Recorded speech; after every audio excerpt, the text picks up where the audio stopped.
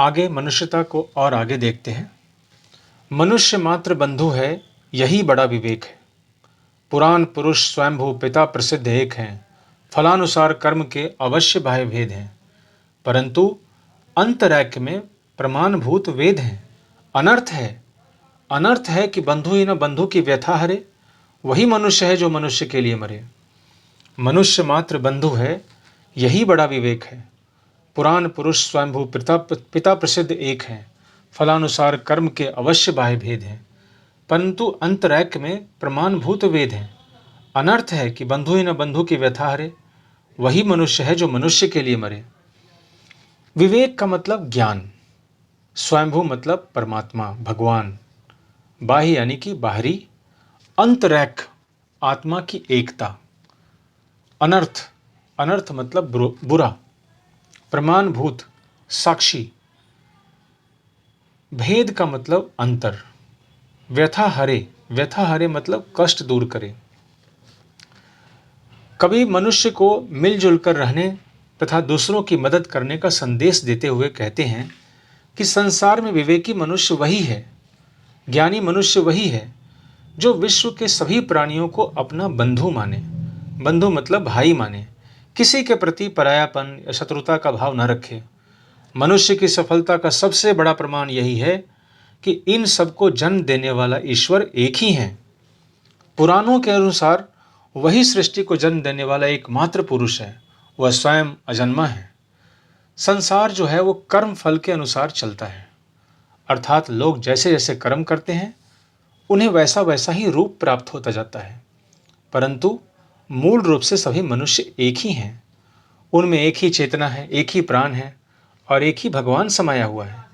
कवि के अनुसार सबसे बड़ा अनर्थ यही है कि कोई मनुष्य समर्थ होते हुए भी अपने बंधुओं की व्यथा न हरे, अपने बंधुओं का दुख न हरे, अपने बंधुओं का दुख दूर न करे, वह निष्ठुर और क्रूर स्वार्थी बना रहे। ये गलत है। मनुष्य को चाहिए कि वह बाहरी रंग रूपों को महत्व न देकर सभी मनुष्यों को अपना बंधु माने तथा सबको एक ही पिता का संतान माने और ऐसा हंसी हंसी स्वेच्छा से स्वीकार करे। चलो अभीष्ट मार्ग में सहर्ष खेलते हुए, विपत्ति विघ्न में जो पड़े उन्हें ढकेलते हुए, घटे न हेल मेल हों, बढ़े न भिन्नता कभी, अतर्क एक पंथ के सतर्क पंथ हों सभी, तभी समर्थ भाव है कि तारता हुआ तरे, वही मनुष्य है जो मनुष्य के लिए मरे। अभीष्ट का मतलब इच्छित, इच्छा से। विघ्न मतलब बाधा, विघ्न का मतलब बाधा। ढकेलना, दूर फेंकना।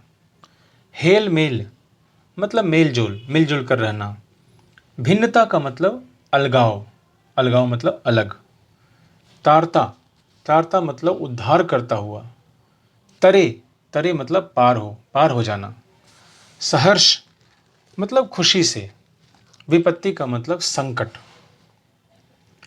कवि एक दूसरे की बाधाओं को दूर करते हुए आगे बढ़ने के लिए प्रेरित करते हैं। कवि कहते हैं कि हर व्यक्ति अपनी इच्छा और रुचि के अनुसार अपना लक्ष्य निर्धारित करे यानी तय करे, परंतु सबका अंतिम लक्ष्य होना चाहिए मानव जाति से एकता स्थापित करना। इसलिए अपने जीवन लक्ष्य को प्राप्त करने के लिए हंसते खेलते आगे बढ़ो। रास्ते में जो भी मुश्किलें आए, विपत्ति आए, उससे विचलित यानी उससे घबराए हुए बिना अपने लक्ष्य को प्राप्त करो। आपस में सभी में प्यार बना रहे, वह कभी कम न हो। तर्क से परे होकर सभी अपनी मंजिल को पाने के लिए सावधानीपूर्वक आगे बढ़ें। तर्क से परे होकर का मतलब यह है कि जो आप काम कर रहे हो सकता है कि उससे सामने वाला आपसे सहमत न हो, फिर भी आप उसकी सहायता के लिए तैयार रहें, क्योंकि मनुष्य वही है जो मनुष्य के लिए मरे। इस तरह से मनुष्यता चैप्टर खत्म हुआ।